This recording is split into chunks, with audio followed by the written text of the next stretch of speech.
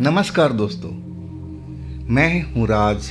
आप देख रहे हैं हाईवे 33। दोस्तों, आज की कहानी जो मैं आपको बताने जा रहा हूँ वो कल की कहानी यानी एपिसोड नंबर 818 की अगली कड़ी है। ये कहानी आशीष जी की है। आशीष जी की अगर पूरी कहानी आपको पहले पार्ट को देखनी है तो मैं डिस्क्रिप्शन में लिंक लगा दूंगा। आप डिस्क्रिप्शन में जा कर के उस लिंक पर क्लिक करेंगे तो इनका अगला पार्ट आपको आ जाएगा। तो चलते हैं आज की कहानी की ओर। दोस्तों, मेरा नाम आशीष है। कल की कहानी जो मेरे साथ घटी थी, अभी मैं हैरत में था। मैं जब सुबह उठा ना तो सबसे पहले मैं अपने आप को ही देख रहा था कि क्या मैं उस जगह से सुरक्षित अपने घर आ चुका हूँ।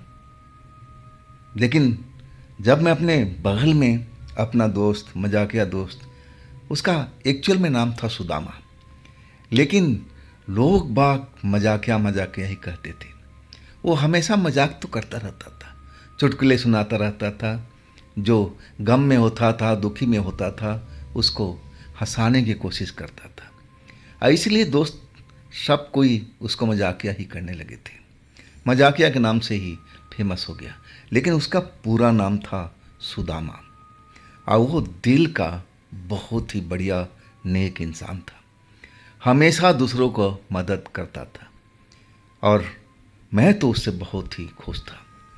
जब अपने बगल में सुदामा को देखा यानी मजाकिया को देखा ना, तब मुझे थोड़ा चैन का सांस लिया कि हाँ, मैं बिल्कुल सही सलामत हूँ और मैं अपने घर में आ चुका हूँ।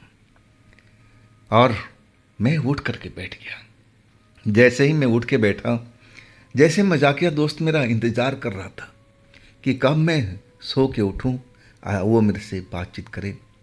उसको भी तो लालच था। एक्चुअल में सारा काम उसने ही तो किया था। ना उस लड़की का एड्रेस देता, ना उस जगह पर ले जाता, तो मैं आज थोड़ी लखपति बन जाता। और वो पैसा, बिल्कुल करारे करारे नोट। मैं तो देखकर हैरत में था कि मैं वास्तव में लखपति बन चुका हूँ। मैं एक फैक्ट्री में मजदूरी का काम करता था और मैं सोचता था कि मेरा जीवन शायद मजदूरी करते ही निकल जाएगी। मैं कभी अमीर बन नहीं पाऊंगा।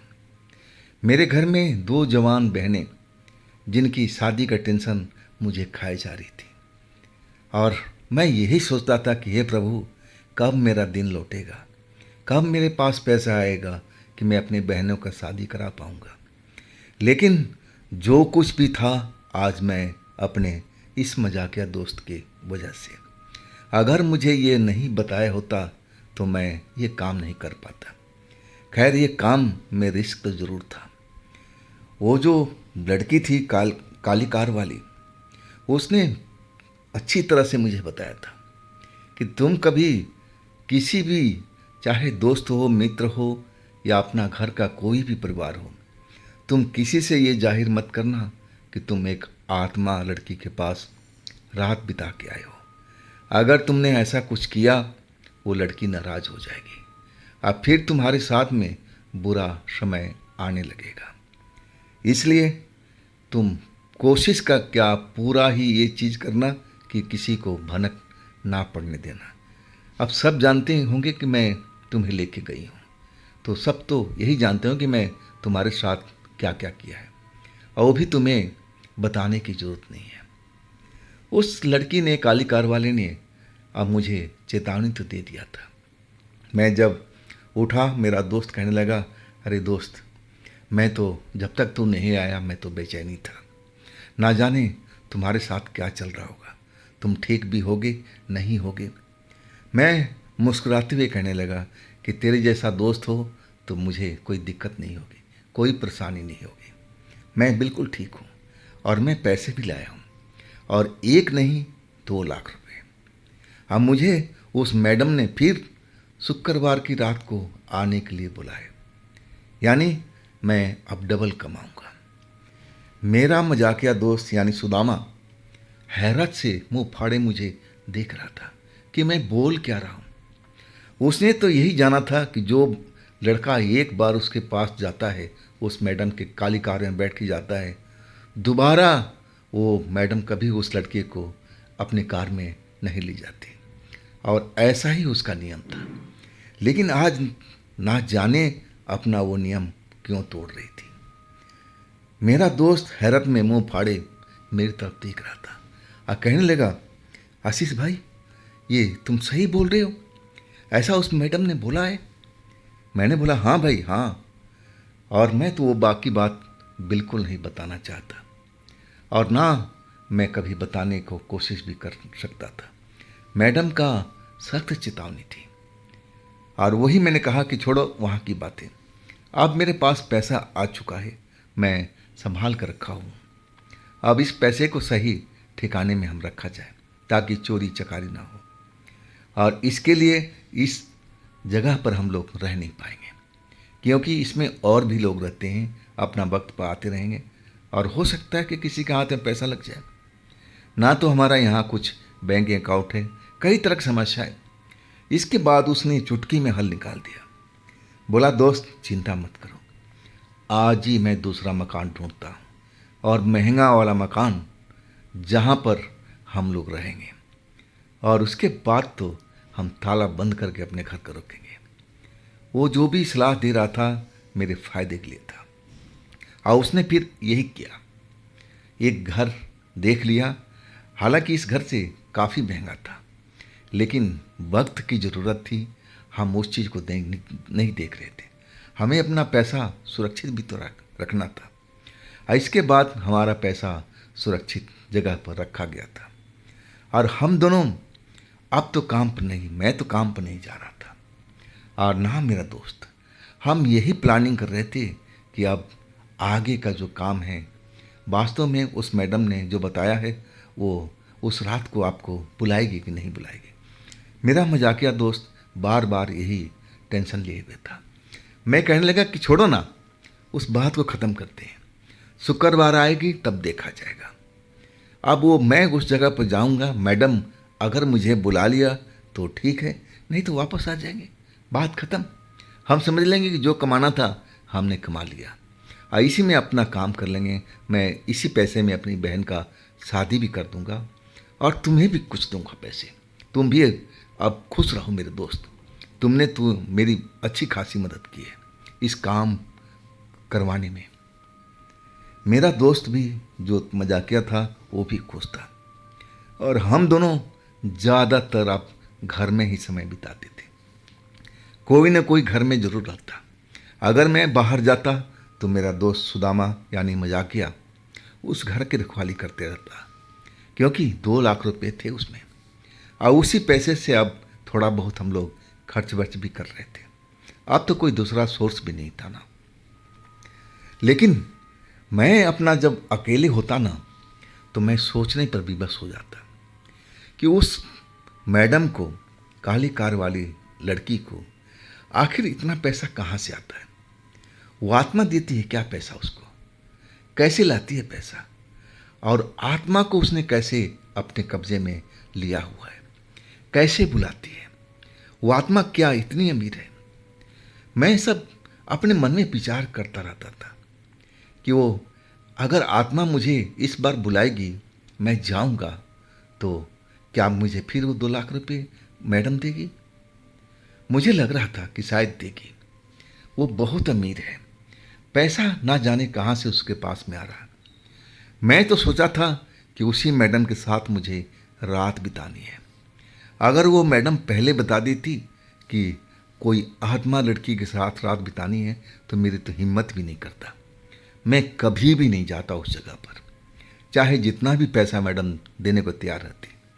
लेकिन मैं अब भुगत चुका था उस चीज़ को, और मुझे लगा कि इसमें डरने वाली कोई बात नहीं है। वो आत्मा लड़की एक साधारण लड़की की तरह बिहेवियर कर रही थी, जैसा कोई लड़की करती है। उसमें कोई डरने वाली बात मुझे दिख नहीं रही थी। तो ज़रूर जाऊंगा इस बार भी। इस बार भी मैडम बुलाएगी तो 2 लाख रुपए तो मेरे पक्के हैं। और वही ख्याली पुलाव अब हम मन में अपना बना रहे थे, और जैसे तैसे करते हुए अब एक एक दिन हमारा कटता जा रहा था। हम सोच रहे थे कि कब शुक्रवार आएगा, कब हम ये आखिरी काम कर लेंगे, इसके बाद हमारे पास 4 लाख रुपये आ जाएंगे। इसमें से कुछ रुपये अपने दोस्त को दूंगा और बाकी रुपए मैं अपने घर लेके जाऊंगा और अपनी दोनों बहनों को धूमधाम से शादी करूंगा। यही मेरी इच्छा थी, और यही इच्छा पूरी करने के लिए मैं दिन रात अब ख्यालों में खोया रहता था। मेरा दोस्त भी मेरे साथ ही रहता था ज़्यादातर, और हम दोनों बैठ करके ऐसा ही प्रोग्राम बनाते थे कि अब क्या होगा, शुक्रवार कब आएगी, कब हमें जाना होगा। और यही सब सोचते सोचते शुक्रवार का दिन भी आ चुका था। सुबह का टाइम था, 10 बजे के आसपास मैं अपने मजाकिया दोस्त को घर पर छोड़ करके मैं एक बाज़ार जा रहा था। कुछ आवश्यक काम करना था। मैं जब बाज़ार में निकला ना तो सुबह के 10 बज रहे थे और मेन सड़क थी। वो सड़क से मैं गुजरता हुआ जा रहा था और अचानक कोई कार आकर के मेरे पीछे हॉर्न पर हॉर्न देने लगी थी। मैं हड़बड़ा करके पीछे मुड़ा, और जैसे ही मुड़ा ना तो मैं देख करके हैरत में पड़ गया था। वो काली कार थी, जिस काली कार में मैं बैठ करके मैडम के फार्म हाउस तक गया था, वही काली कार थी। उसमें काले शीशे अभी भी चढ़े हुए थे। अब वो हॉर्न बजा रही थी, शायद अंदर मैडम ही होगी। और इसके बाद मेरा दिल तेजी से धड़कने लगा कि मैडम कोई बुरी खबर तो मुझे नहीं देने वाली। और मैं ऐसे ही डरता हुआ कार के पास पहुंच गया, और जैसे ही कार के पास पहुंचा, मैडम ने शीशा खोल दिया। काला चश्मा लगाए रखी थी, अब पूरा चेहरा एक तरह से ढक रखा था, बस आंखें ही आंखें, और वो भी काला चश्मा से छिपा हुआ था। अब मुझे कहने लगी, आशीष जल्दी से कार में बैठो, तुमसे मुझे बहुत ज़रूरी काम है, देरी मत करो, इस जगह पर मैं ज़्यादा देर तक रुक नहीं सकती। मैं कुछ सवाल पूछने वाला था, लेकिन जब मैडम ने ऐसा बात बोला तो मुझे लगा कि कार में बैठ जाना ही चाहिए। हाँ, वही मैं पिछले सीट पर जा बैठा। इसके बाद तो कार ने स्पीड पकड़ लिया था। कार आंधी तूफान की तरह मैडम चला रही थी। मैं तो उनका ड्राइविंग देख करके एकदम मेरा होश उड़ा हुआ था। इतनी भीड़ भाड़ वाली जगह पर भी वो मज़े से कार दौड़ाती हुई और शहर के बाहर निकालती जा रही थी। मैं कुछ पूछना चाहता था, लेकिन मैडम जो बैक मिरर था उसमें देखते हुए कहने लगी, अभी नहीं, हम बात करेंगे एक सुरक्षित स्थान पर चल करके, अभी आप चुपचाप बैठे रहो, कोई भी सवाल का जवाब मैं नहीं दे सकती, मुझे ड्राइविंग करनी है। और इसके बाद मैं खामोश हो चुका था। मैं बाहर देख रहा था। वो शहर मेरे लिए तो एक तरह से अनजाना ही था। मुझे जो भी जगह दिख रहा था मैं पहचान नहीं पा रहा था, पहचानने की ज़रूर कोशिश कर रहा था। शहर से बाहर मैडम अब निकल चुकी थी, और वो भी दोपहर का, अब आसपास का टाइम होने जा रहा था। मतलब 2 घंटा का आसपास का हमने जो सफ़र था तय कर लिया था। इसके बाद देहात क्षेत्र में अब मुझे गांव खेड़ा दिखाई देने लगे थे। एक कच्चे रोड पर उन्होंने कार अपना उतार लिया। मैं आसपास देख रहा था ताकि मैं पहचान सकूं कि मैं हूं कहां पर, किस जगह पर हूं, लेकिन कुछ भी समझ में नहीं आ रहा था। हर तरफ खेत ही खेत, जंगल, पेड़ पौधे, यही सब दिखाई दे रहे थे। और उस कच्ची सड़क पर चलते चलते मैडम अपनी कार एक जगह पर, जो एक खेत ही था और उसको हर तरफ से बाउंड्री किया हुआ था, और सामने में एक बड़ा सा लोहे का गेट लगा हुआ था। और उस जगह पर मैडम उतरी, मुझे बैठने के लिए कहा कि तुम बैठे रहो, बाहर मत निकलना। गेट पर ताला लॉक था, बड़ा सा ताला झूल रहा था। मैडम अपने पास से चाबी लगा करके उस ताले को खोला, गेट को इतना खोल दिया कि वो गाड़ी आराम से अंदर जा सकती थी। और मैडम ने फिर वही किया, उस गाड़ी को अंदर ले लिया। और जब मैं अंदर आया ना, तो एक कोठी सी दिखाई पड़ी। मतलब ये खेतों के बीच में शायद एक छोटा सा फार्म हाउस था। और मैडम तब तक कार से निकल करके गेट को अंदर से लॉक कर चुकी थी। लेकिन उस जैसा फार्म हाउस नहीं था जहाँ पर मैं रात के टाइम गया था। वो तो बहुत बड़ा फार्म हाउस था और उसकी सजावट ही अलग थी। लेकिन ये साधारण सा फार्म हाउस मुझे लग रहा था, इसमें वो वाली बात नहीं थी। मैडम मेरे कार के शीशा ठकठकाते हुए कहने लगी कि अब उतर जाओ, आओ मेरे पीछे पीछे आओ। मैं जल्दी से कार से उतरा और मैडम के साथ साथ चलने लगा। वास्तव में वो 2 रूम का एक छोटा सा कोठी था और उसमें भी फर्नीचर वगैरह सब कुछ लगे हुए थे। एक कमरा शायद बेडरूम बनाया हुआ था और एक ड्राइंग रूम, और वहाँ पर मैं देखा था किचन भी था। मैडम सीधा ड्राइंग रूम में सोफे पर जा कर के बैठ गई। अब मुझे बोली कि सामने बैठ जाओ। हम दोनों आमने सामने बैठे थे, बीच में एक सेंट्रल टेबल। और अभी भी मैडम का जो चेहरा था ढका हुआ था, काला चश्मा अपने आंखों पर लगा रखा था। और उस काले चश्मे से भी अब शायद मुझे तो अब बड़ी अच्छी लग रही थी उसका चेहरा मोहरा।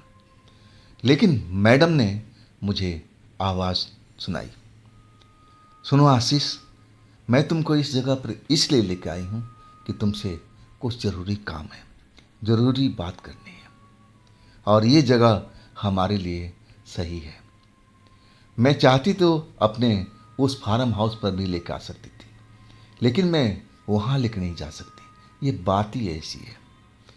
मैं तो सब कुछ सुन रहा था, मैडम बोली जा रही थी। अब फिर वो कहने लगी कि आशीष, तुम्हें पता है मैं तुम्हें यहाँ पर क्यों लेके आई हूँ? मुझे तो तुम्हें रात में मिलना था, लेकिन मैं सुबह 10 बजे तुम्हारे पास क्यों आ गई? मेरे पास में कोई जवाब नहीं था। मैं तो जानता तक नहीं था कि मैडम के दिल में क्या चल रहा है, अब क्या कहने वाली है। बस मैं आंखें फाड़ फाड़ करके मैडम की तरफ देख रहा था। मैडम वहाँ पर जो कि किचन बना हुआ था, और किचन की तरफ गई। फ्रिज लगा हुआ था, फ्रिज में से पानी का बोतल निकाला, किचन से 2 गिलास निकाली और सीधा सेंटर टेबल पर रख करके दोनों गिलास पानी से भर दिया और एक मेरी तरफ सरका दिया और बोली, पानी पी लो आशीष। इसके बाद मैडम अपना जो दुपट्टे से सर कवर किया हुआ था, चेहरा कवर किया हुआ था, वो दुपट्टा उन्होंने खोल दिया और दिन के उजाले में मुझे तो बहुत ही सुंदर दिख रही थी। काला चश्मा उस पर इतना फब रहा था, गोरे चेहरे पर। मैं तो दिल से कामना करता था कि ये मेरे पत्नी होती, लेकिन मेरी औकात इतनी कहाँ थी। और मैडम कहने लगी कि सुनो आशीष, मैं तुम्हें इसलिए बुलाई हूँ, अब तुम्हें मेरी मदद करनी पड़ेगी। मैं भौचक्का सा मैडम की तरफ देख रहा था कि मैं भला एक तुच्छ सा आदमी, इंसान, मैं मैडम का क्या मदद करूँगा? मुझसे रहा नहीं गया। मैं बोला, मैडम मैं आपके लिए क्या मदद कर सकता हूँ? मैडम मुस्कुराते हुए कहने लगी कि तुम मेरे लिए बहुत कुछ कर सकते हो, अगर तुम करना चाहो तो। इसमें देखो, हम दोनों का ही फायदा होगा। बोलो, क्या तुम तैयार हो? मैं अब मैडम की चेहरा देख रहा था और मैडम मुझे झिड़क दी और कहने लगी, मैं तुम्हें 2 बार पहले भी बोली थी ना कि जो अपने मन में ख्याली पुलाव बना रहे हो ना, उसको सोचना तक नहीं। मैं जानती हूँ कि तुम्हारे दिल में क्या चल रहा है, लेकिन ऐसा संभव नहीं है। जो सोच रहे हो ना, वो मैं ऐसा होने नहीं दूंगी। और इसके बाद मैडम एक तरह से गुस्सा हो गई थी। बस मैं अपने मन में सोचा था कि काश ये मेरी दुल्हन होती तो मैं कितना खुश होता। मैडम को कैसे पता चल गया कि मेरे दिल में क्या चल रहा है? मैडम ने सेकंडों नहीं लगाया और मुझे तो पकड़ लिया था। इसके बाद वो तो गुस्सा हो गई थी। मैं अब मैडम को मनाने की कोशिश कर रहा था कि मैडम छोड़िए ना, मेरे मन में ऐसा ही ख्याल आ गया था और मैं आइंदा कभी ऐसा मन में ख्याल नहीं लाऊंगा। इंसान हो, जवान हो, ऐसा हो ही जाता है। इसके बाद मैडम अब शांत हो गई थी। अब फिर वो सारा जो कुछ प्रोग्राम था, क्या करना चाहती थी, क्यों मुझे बुलाया था, वो सब धीरे धीरे बताने लगी। आज जैसे जैसे बताती गई मेरी आंखें विस्मय से फटती हुई जा रही थी। मैं मैडम की तरफ देख रहा था। हाँ, मैडम मेरी तरफ नहीं देख रही थी। बस उनका जो ध्यान था अब सेंटर टेबल पर उंगली घुमा घुमा करके वो सब कुछ बताने की कोशिश कर रही थी कि देखो आशीष, हम ऐसा करेंगे, इसके बाद ऐसा होगा। अगर हम ये काम कर लेंगे ना तो समझ लो तुम भी पैसे वाले काफ़ी हो जाओगे और मैं भी। मैं कुछ समझ नहीं पा रहा था कि इतनी बड़ी फार्म हाउस की मालकिन, ओ दो दो, ना जाने इसके पास कितनी प्रॉपर्टी होगी, कितना रुपया होगा, अब फिर भी ये पैसे के लिए मरी जा रही है। क्या करेगी इतना पैसा? मैं बहुत कुछ पूछना चाहता था कि मैडम आपके परिवार में और कोई नहीं है क्या? क्या आप अकेले हो और इतना पैसा लेके क्या करोगे? अरे जितना है उसी में अपना एंजॉय करो ना, बहुत पैसा है आपके पास में। लेकिन मेरी ज़ुबान से ये बात निकल नहीं पाई और मैडम मेरी तरफ घूर कर देखने लगी। मुझे लग गया कि ये जान चुकी है। मैं घबरा सा गया था। तब मैडम ने खुद बोलना शुरू किया कि जो तुम अपने मन में सोच रहे थे ना, मैं सब जान चुकी हूँ। तुम ये जानना चाहते हो ना कि मेरे परिवार में कौन कौन है। तब वो बताने लगी कि मेरे परिवार में भरा पूरा परिवार था। मेरे मम्मी थे, पापा थे, भाई थे और हम लोग एक पिकनिक पर जा रहे थे। सालों पहले की बात है और अचानक मेरा कार का जो पापा ड्राइव कर रहे थे और एक्सीडेंट हो गया। और एक्सीडेंट वो नॉर्मल नहीं था, वो एक्सीडेंट जैसे किसी ने कराया हो, क्योंकि कार में सब कुछ नई कार, कोई उसमें खराबी नहीं, कुछ भी नहीं। और अचानक चलती हुई कार पापा संभाल रहे थे, लेकिन ऐसा लग रहा था कि जैसे स्टीयरिंग वो नहीं पकड़े हों, कोई दूसरा आकर के स्टीयरिंग पकड़ लिया और स्टीयरिंग घुमाते जा रहा है। पापा हड़बड़ा गए थे, बोल रहे थे कि स्टीयरिंग अपने आप घूम रहा है, मैं कोशिश कर रहा हूँ लेकिन सीधा कार नहीं हो पा रही है। हम लोग सारे डर चुके थे, लेकिन तब तक देर हो चुकी थी। कार का एक्सीडेंट हो चुका था। उसमें मेरा पिता, मेरी माँ, मेरा बड़ा भाई मारे गए थे। मैं भी घायल हुई थी, लेकिन भगवान को मुझे जिंदा रखना था और मैं जिंदा रही।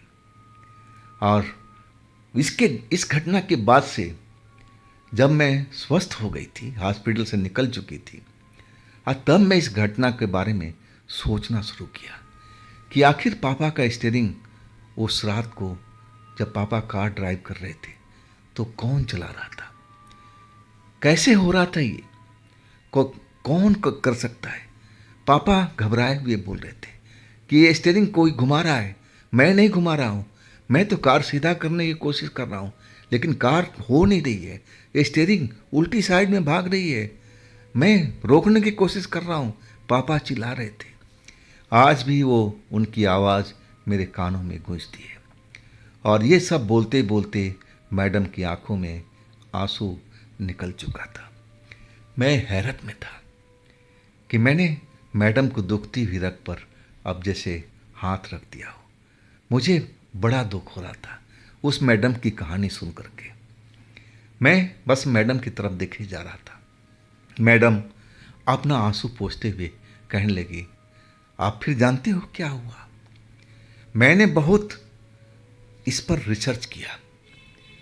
मैं साधु महात्माओं ना जाने किस किस किस्से में मुलाकात की कि आखिर ये सब कैसे हुआ था, कौन किया था, क्या वास्तव में हमारे गाड़ी को कोई और ड्राइव कर रहा था, पापा नहीं कर रहे थे। अब वो जब ड्राइव कर रहा था तो दिखाई क्यों नहीं दिया। बड़े सालों के बाद मैं उस जगह तक पहुंची थी। इसके बाद एक बाबा ने सब कुछ खुलासा कर दिया था और कहने लगे कि बच्चा, ये कार का दुर्घटना कराया गया था, तुम्हारा कोई हो सकता है कोई पुराना दुश्मन हो, उसने कोई भूत प्रेत को तुम्हारे गाड़ी में भेज दिया हो और वही उसने किया है। मैं जब भूत प्रेत का नाम जानी कि भूत प्रेत क्या ऐसा कर सकते हैं, तो बाबा कहने लगे हाँ बच्चा, वो ना जाने क्या क्या कर सकते हैं। मैं तभी ठान लिया था कि मैं भूत प्रेत से बात करूंगी और मैं उनको एक तरह से साधना करूंगी और उनको मनाने की कोशिश करूंगी और मैं अपना ऐसा एक रूप बनाऊंगी और मैं बहुत सारा पैसा कमाऊंगी और जो मेरे पापा के साथ में हुआ था मैं कभी अपने साथ या किसी और के साथ नहीं होने दूंगी।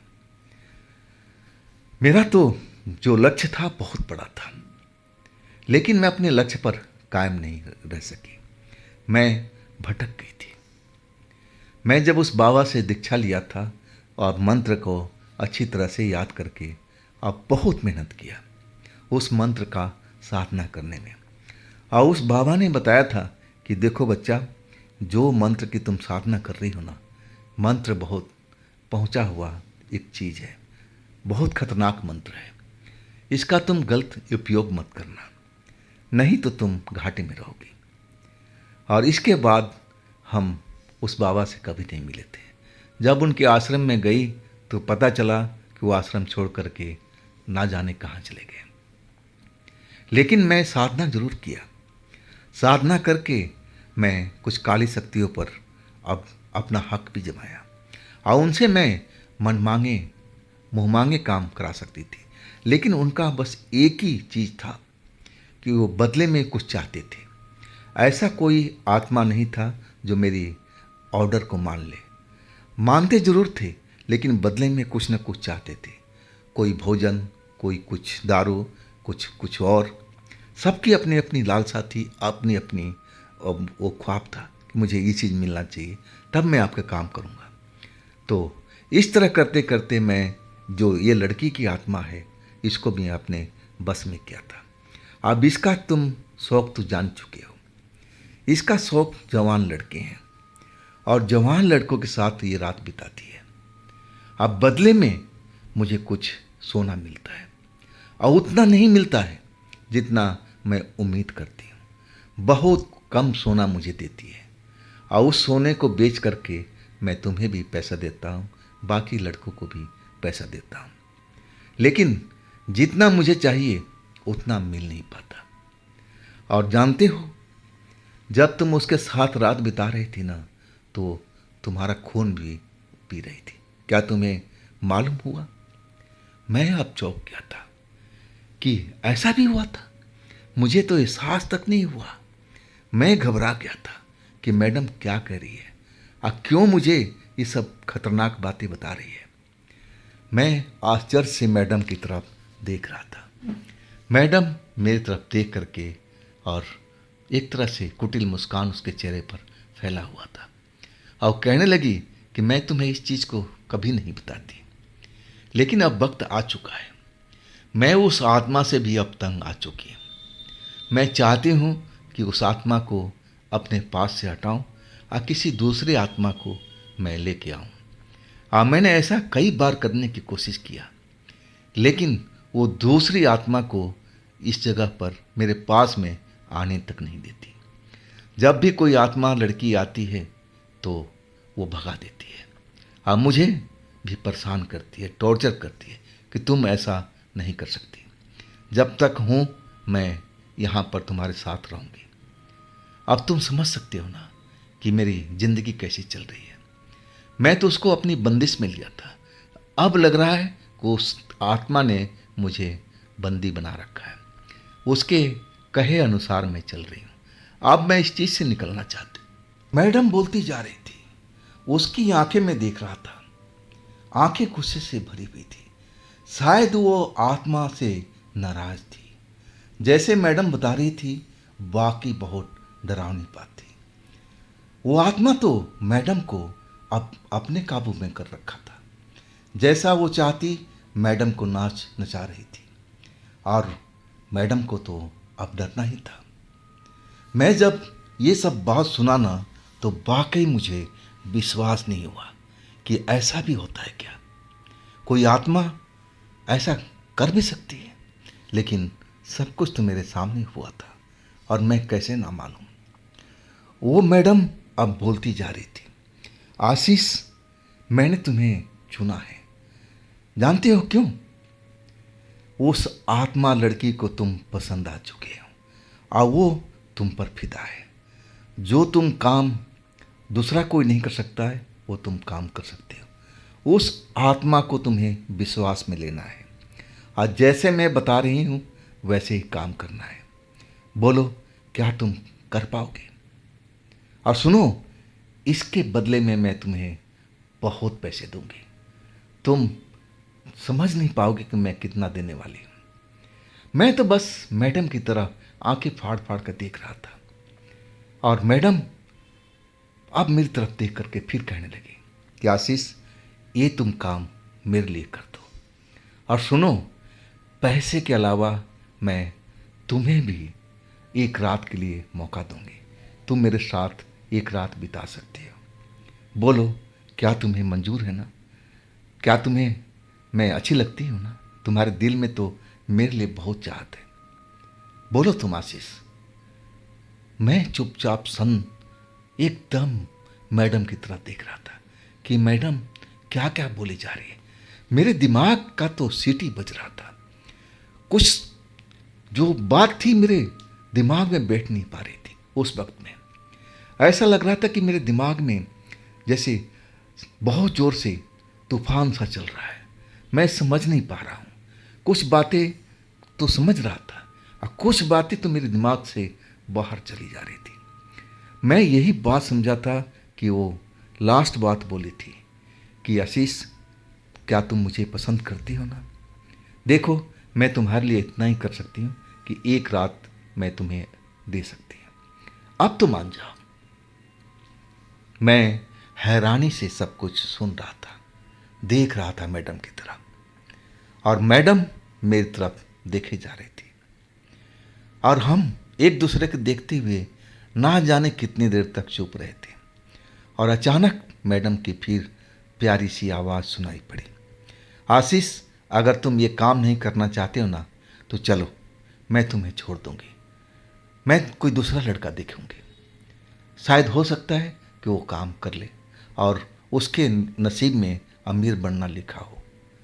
और इसके बाद वो उठ करके खड़ी हो गई। मैं तो संभल भी नहीं पाया था। अब मैडम उठ के कहने लगी, आओ आशीष, तुम नहीं कर पाओगे। मैं जान चुकी हूँ तुम्हारे अंदर ये हिम्मत नहीं है। लेकिन जब हिम्मत की बात आई तो मुझे बड़ा गहरा धक्का लगा, और मैं मैडम की तरफ बोल पड़ा कि मैडम बैठ जाइए। मैंने कब मना किया कि मैं एक काम नहीं करूँगा? मैं आपके लिए तो कुछ भी कर सकता हूँ। पैसा तो दूर की बात है, बस एक बार आपने प्यार से मेरी तरफ देख लिया ना, उतना ही काफ़ी है। सही मायने में आपको दिल जान से चाहता हूँ। जब से मैंने आपको देखा तब मेरे दिल में आप ही छाई हुई हो। अब मुझे अगर पता होता कि आप यहाँ पर ला करके कोई आत्मा लड़की के हवाले करती, तो मैं कभी आता भी नहीं। मैं तो आपका सौंदर्य देख करके और एकदम सुध बुध खो बैठा था। मैडम जी, ये काम मैं आपके लिए ज़रूर करूँगा, और अवश्य करूँगा। कब करना है, कैसे करना है, मुझे सब बताती चाहिए। इसके बाद मैडम तो जैसे खुश हो गई थी, और कहने लगी, आशीष, अब मेरे बगल में आके बैठो। और इसके बाद तो मुझे लगा कि जन्नत मिल चुका है। मैं सपनों की उड़ान भरने लगा था। मैडम मुझे सब कुछ बता रही थी कि आशीष, ऐसे करना है, ऐसे करना है। उस आत्मा को बिल्कुल शक नहीं होना चाहिए।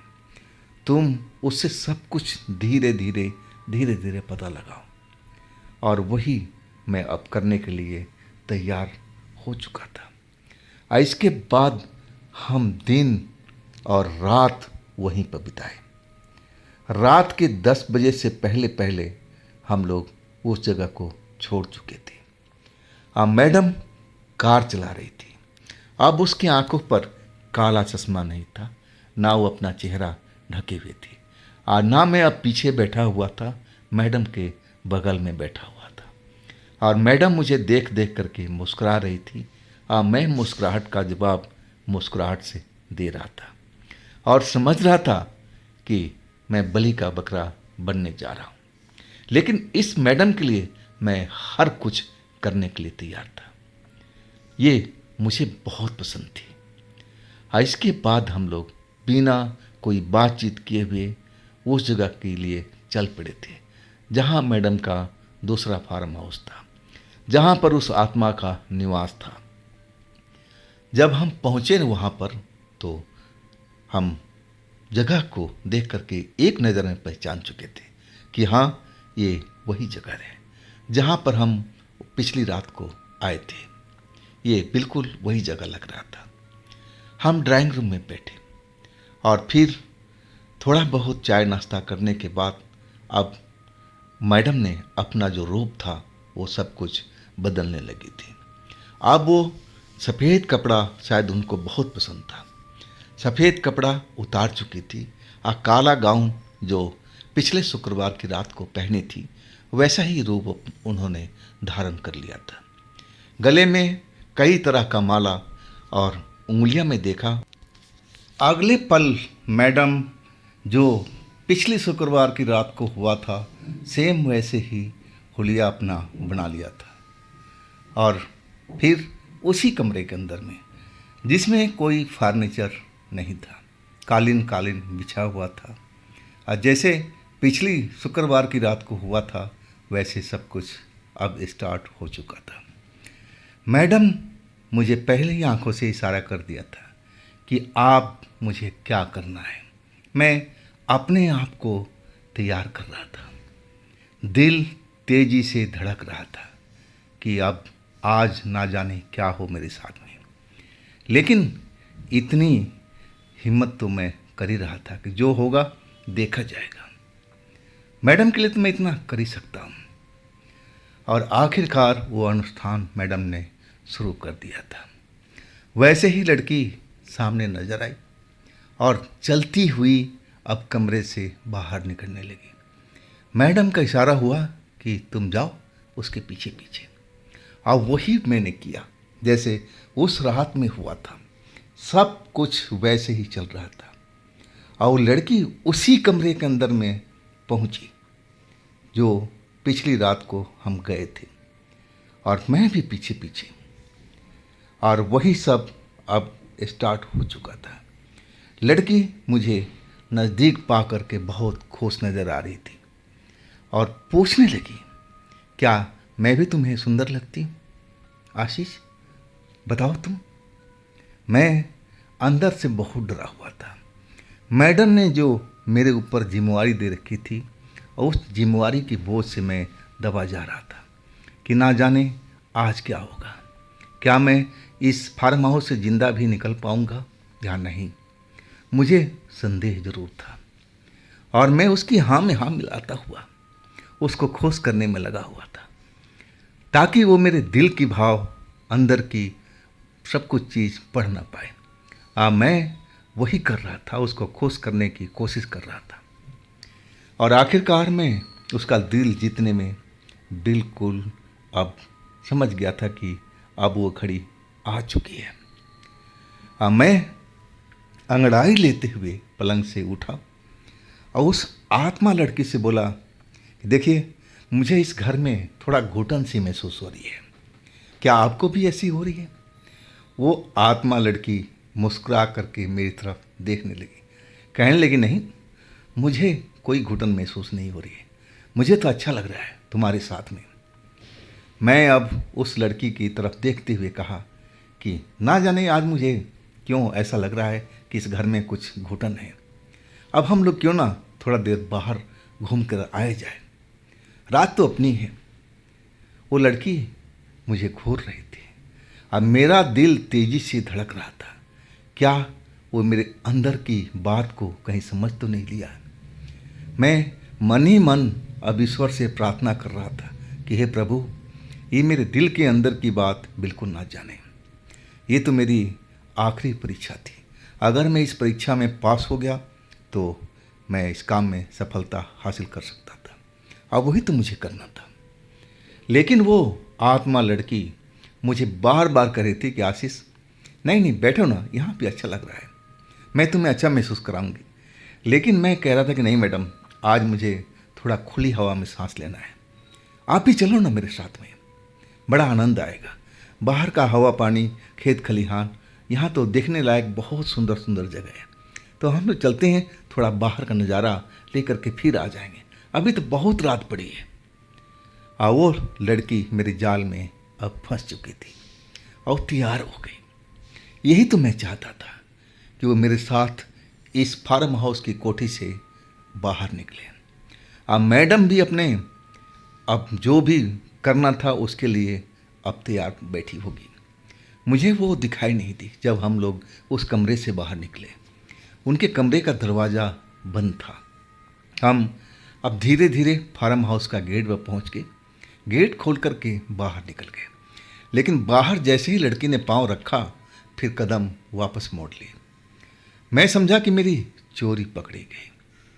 लेकिन अगले पल फिर मुस्कुराते हुए गेट के बाहर कदम रख दिया और कहने लगी, हाँ वाकई यहाँ देखने लायक तो बहुत अच्छी अच्छी चीज़ नज़र आ रही है, खेत खलिहान। मैं तो इस कोठी के अंदर ही काफ़ी दिनों तक रही हूँ, मैं तो इस कोठी से बाहर निकली भी नहीं। लेकिन आज लग रहा है कि वाकई में देखने लायक जगह भी है और रात का चांद निकला हुआ है, देखो कितना अच्छा लग रहा है। मैं तो यही चाहता था कि वो मेरे पीछे पीछे आए और उधर जो मैडम थी अपना काम कर कर ले। और वही मैं बातों की जाल में फंसाता हुआ उस आत्मा लड़की को उस फार्म हाउस के गेट से मैं अब बाहर लेकर के आ चुका था। और खेतों की जो पगडंडी जा रही थी उस पर हम लोग चलते जा रहे थे। और मैं जानबूझकर उसके नज़दीक था। अब प्रेम भरी बात से उसको रिझाने की कोशिश कर रहा था। देखो ना मैडम, आज चांद कितना प्यारा लग रहा है। क्योंकि जानती हो क्यों?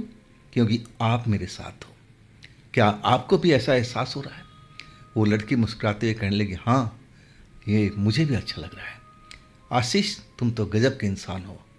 मैं तो इस कोठी के अंदर मैं काफ़ी दिनों से जैसे बंद रही हूँ, मैं तो बाहर निकल ही नहीं पाई। मैं समझ रहा था कि क्यों नहीं निकल रही है। मैं सब कुछ जानता था। अगर वो एक बार कोठी से बाहर निकल गई तो दोबारा उस कोठी के अंदर जा नहीं सकेगी। उसके लिए मैडम हमेशा तैयार रहती थी और जैसे ही बाहर निकलेगी मैडम की जाल में फंस जाएगी। अब सब कुछ तो तय रीति के अनुसार हो रहा था, सब कुछ वही हो रहा था। और हम एक जगह पर, जहाँ पर अच्छा साफ सुथरा जगह था, हम एक जगह पर आकर के बैठ गए। अब मैं प्यार भरी बात उससे बोल रहा था। वो मेरी बात को बड़े आराम से सुन रही थी।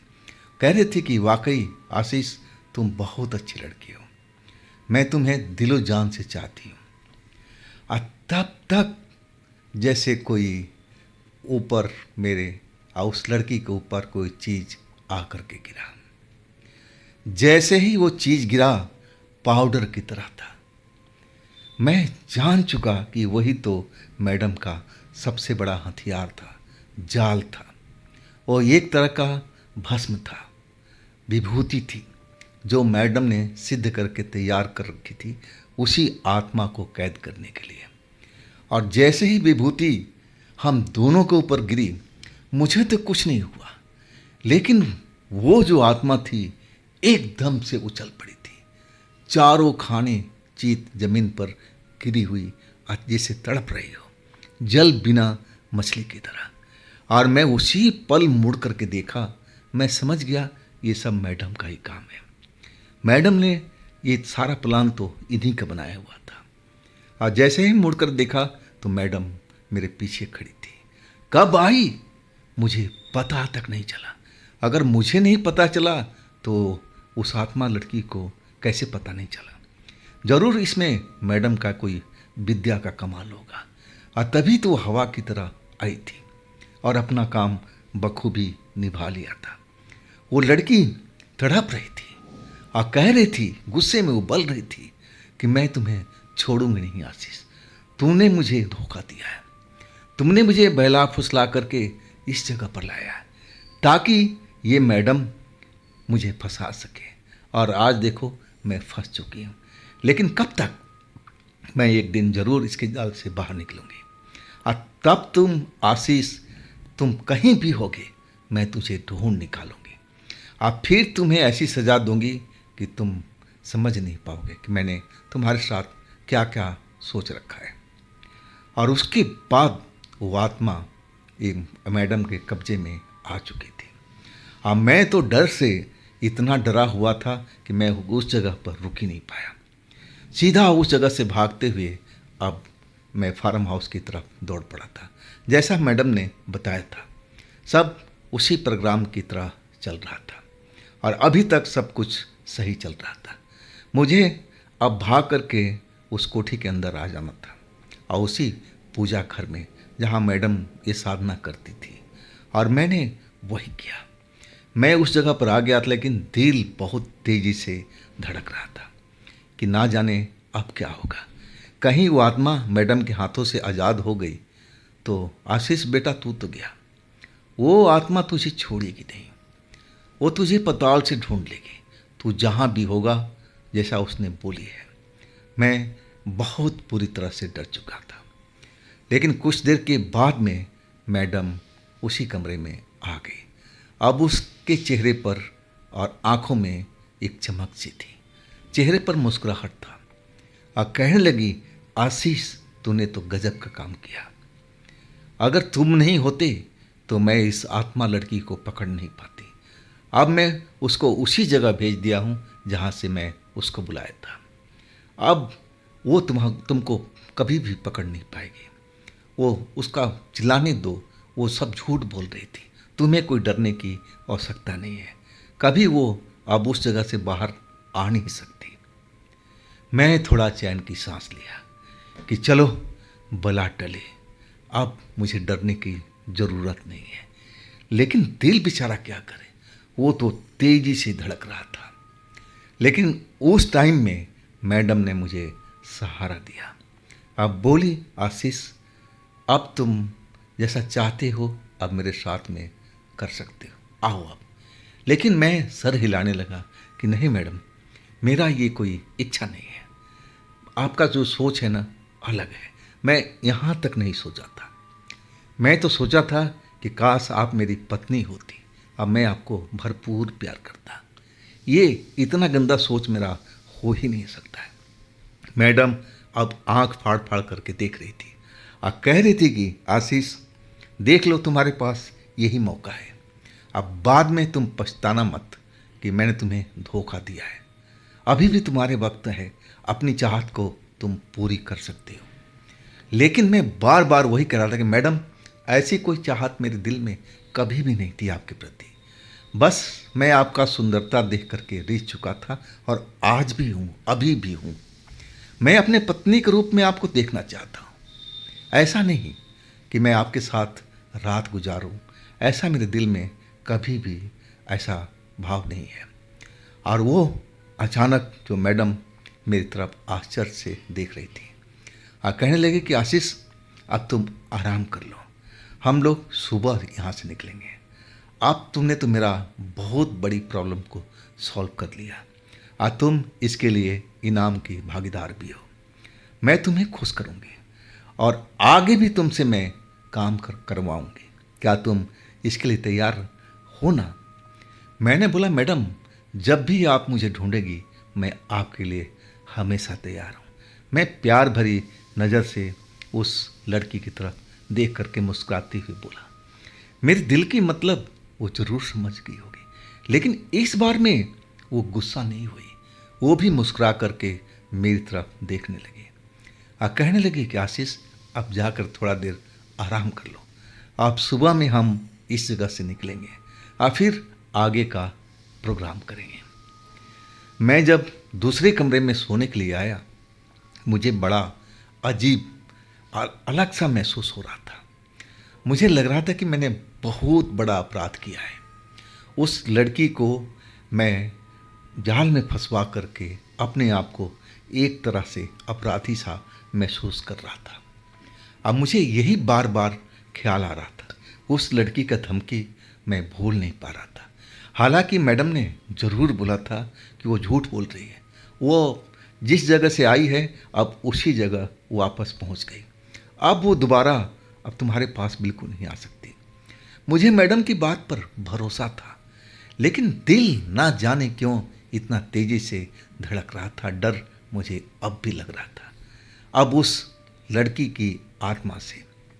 अब मैं ही यही सोच रहा था कि भगवान कभी भी उस आत्मा लड़की से मेरा मुलाकात ना हो। और इसके बाद मैं उसी कमरे में सो चुका था, गहरी नींद में।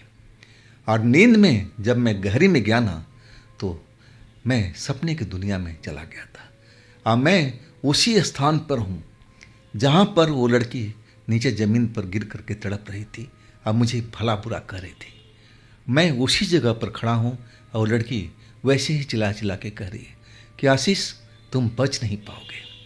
कब तक तुम्हारी मैडम तुम्हें बचाएगी? मेरा भी वक्त आएगा, मेरा भी टाइम आएगा, मैं भी तुम्हें इसी तरह से तड़पाऊंगी। और इसके बाद मैं जैसे नींद से जागा। मैं पसीने में नहाया हुआ था, पूरा शरीर पसीने से भरा हुआ था। डर का ऐसा खौफ था। उसके बाद मैं उठ गया। नींद नहीं आ रही थी, अभी तो रात पूरी बाकी थी। और मैं यही सोच रहा था कि मैं अब क्या करूं। डर के मारे बुरा हाल था। और तभी दरवाजे पर दस्तक हुआ। जैसा दस्तक हुआ तो मेरा तो कलेजा कांप गया था। मुझे लगा कि वही आत्मा लड़की अब इस कमरे में आ रही है। अब तो मेरी खैर नहीं, अब तो मुझे सजा जरूर देगी, जैसा उसने बोला है। और मैं डर से इतना कांप रहा था कि मेरी हिम्मत नहीं थी कि मैं दरवाजे के पास जाऊं। हालांकि दरवाजे पर मैंने चिटकनी तक नहीं लगाई थी। वो दरवाज़ा ऐसे ही था जो बाहर से आराम से खुल सकता था। और वही दोबारा दस्तक हुआ। अब फिर मैडम की प्यारी सी मीठी सी आवाज़ सुनाई पड़ी, आशीष, आशीष, क्या तुम सो गए हो? मैं जब मैडम की आवाज़ सुना ना, तो शरीर में जान आई। और मैं कांपते हुए आवाज़ में बोला कि नहीं मैडम, मैं जगा हुआ हूँ। और तब दरवाज़ा खुला और मैडम सफ़ेद गाउन में एक परी की समान लग रही थी। और वो मेरी तरफ बढ़ रही थी। मेरा चेहरा देख करके पीला पड़ा हुआ था डर से। और वो कहने लगी, क्या हुआ आशीष, इतना तुम डरे हुए क्यों? क्या क्या हुआ, बताओ तो सही। वो घबरा गई थी। मैंने बोला कि मैडम, मेरे को ऐसा ख्वाब आया था। वो ख्वाब में मैं उसी जगह पर था और वो लड़की मुझे चेतावनी दे रही थी। मैं सारी बात उस मैडम को बता दिया। मैडम मेरे पास आ कर के बगल में बैठ गई थी। अब मेरे सर पर हाथ फिरते हुए कहने लगी, आशीष डरो मत, ऐसा सपना तुम्हें न जाने कितनी बार आएगा। वो सपने में तुझे ज़रूर डराएगी, लेकिन तुम्हें छू भी नहीं सकती। वो जहाँ है वहाँ से वापस आना मुमकिन नहीं है। जब तक मैं ना चाहूँ तुम्हें डरने की सकता नहीं। लेकिन मैं तुम्हारी हालात को समझ रही हूँ और तभी तो तुम्हारे पास आई हूँ। अब आशीष डरो मत, मैं तुम्हारे साथ में हूँ, तुम आराम करो। अब मैं भी तुम्हारे साथ में लेट रही हूँ। मैं तो एकदम हक्का बक्का रह गया था।